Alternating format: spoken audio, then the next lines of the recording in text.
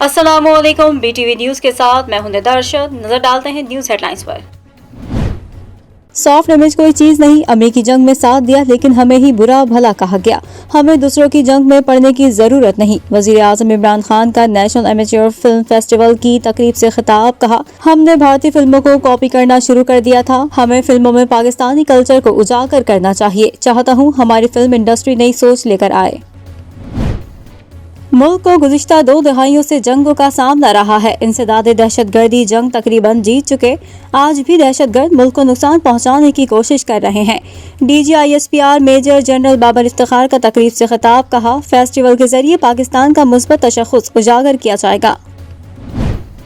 अफगानिस्तान के हवाले से अपनी सरजमीन किसी को इस्तेमाल नहीं करने देंगे। वज़ीर आज़म के बाद वफाकी वज़ीर इत्तलात फवाद चौधरी का 2 टोक ऐलान। कहा, अफगानिस्तान में एक मुस्तहकम हुकूमत देखना चाहते हैं।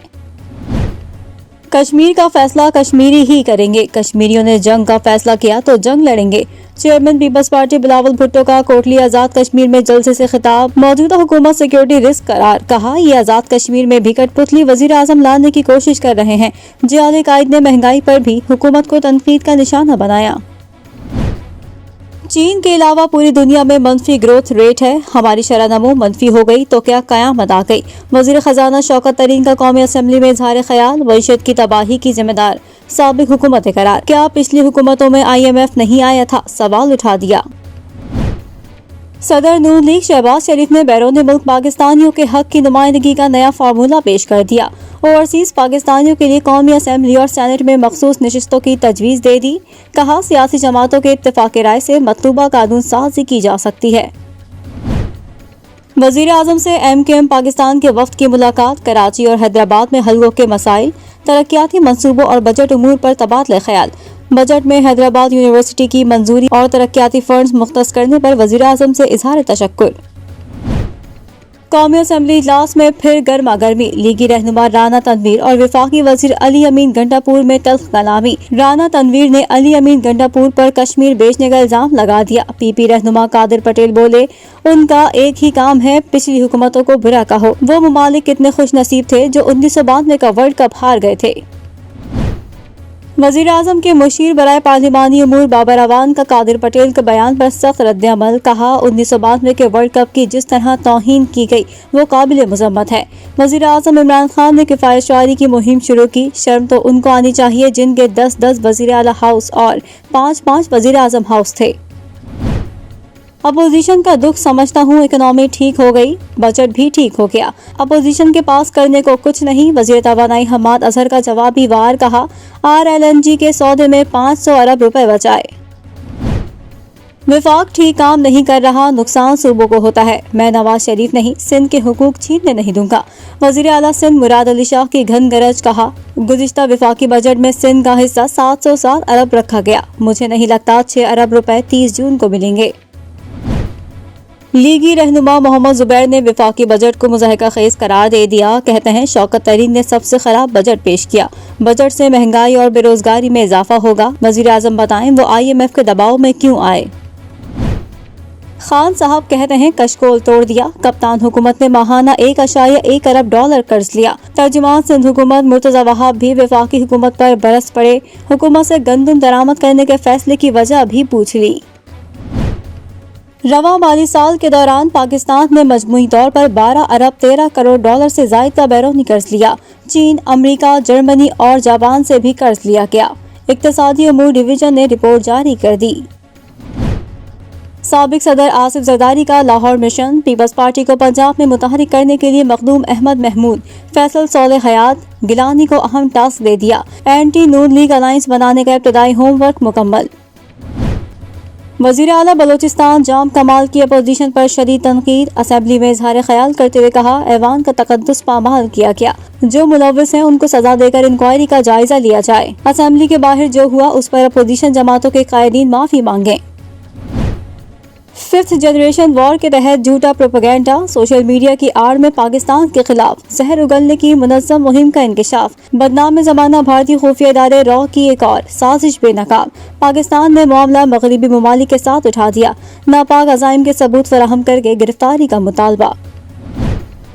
پاکستان کو گرے لسٹ میں برقرار رکھنے کے فیصلے پر وزیر خارجہ شاہ محمود قریشی کا شدید رد عمل، کہا دیکھنا ہوگا فیٹ آف تکنیکی فورم ہے یا سیاسی، کوئی اسے سیاسی مقصد کے لیے استعمال تو نہیں کر رہا، بعض قوتیں چاہتی ہیں پاکستان کے سر پر تلوار لٹکی رہے۔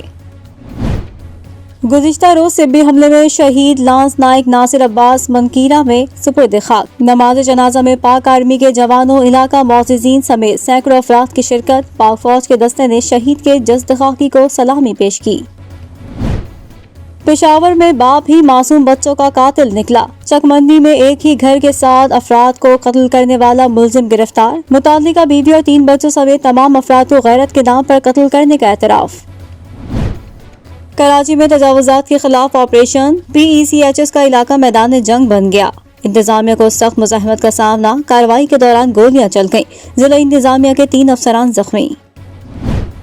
ایک اور ٹرین حادثہ، ٹنڈو آدم بائی پاس پھاٹک پر رحمان بابا ایکسپریس کی گیس ٹینکر کو ٹکر، حادثے میں ٹرین ڈرائیور زخمی، انجن کو شدید نقصان پہنچا، حادثہ پھاٹک کھلا ہونے کے باعث پیش آیا۔ ڈیفنس کراچی میں وکیل کو کتے کے کاٹنے کا کیس، عدالت نے کتے کے مالک کی درخواست سے ضمانت مسترد کر دی، ملزم کو گرفتار کرنے کا حکم، ریمارکس دیے، ملزم کی لاپرواہی سے وکیل کی زندگی خطرے میں پڑ گئی۔ عوام سے غیر قانونی طور پر سرمایہ اکٹھا کرنے پر SECP کا ایکشن، B4U گروپ پر بھاری جرمانے، تمام ڈائریکٹرز آئندہ 5 سال کے لیے معطل، 4 ارب جرمانہ اور 18 کمپنیاں بھی بند کر دیں۔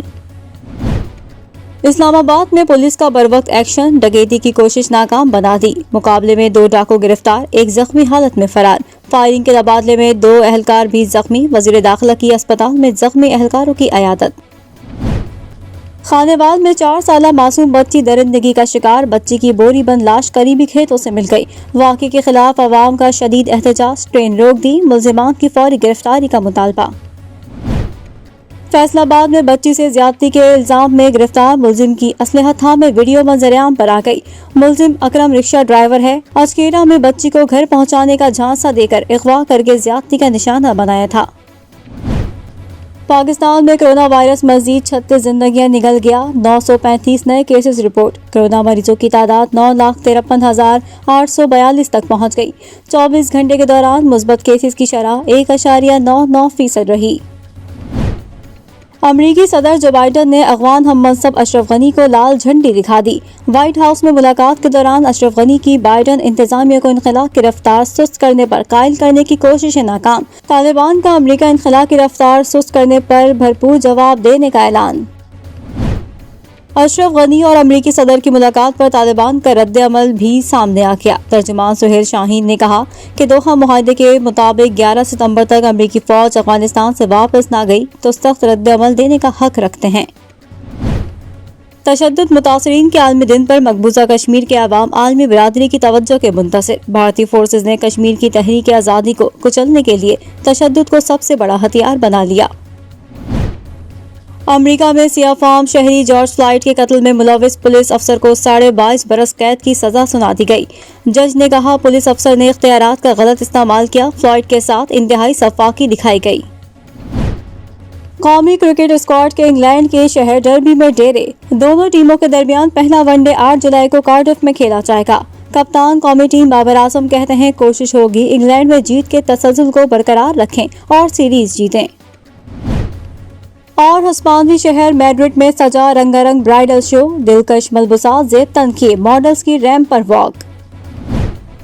نیوز اسٹوڈیو سے فی الوقت اتنا ہی، مزید خبروں سے باخبر رہنے کے لیے وزٹ کیجیے ہماری ویب سائٹ www.btn.tv، لائک کریں ہمارا فیس بک پیج btv.pk، فالو کریں ہمیں انسٹاگرام پر btv_pk، اس کے علاوہ سبسکرائب کریں ہمارا یوٹیوب چینل بدر ٹیلی ویژن نیٹ ورک۔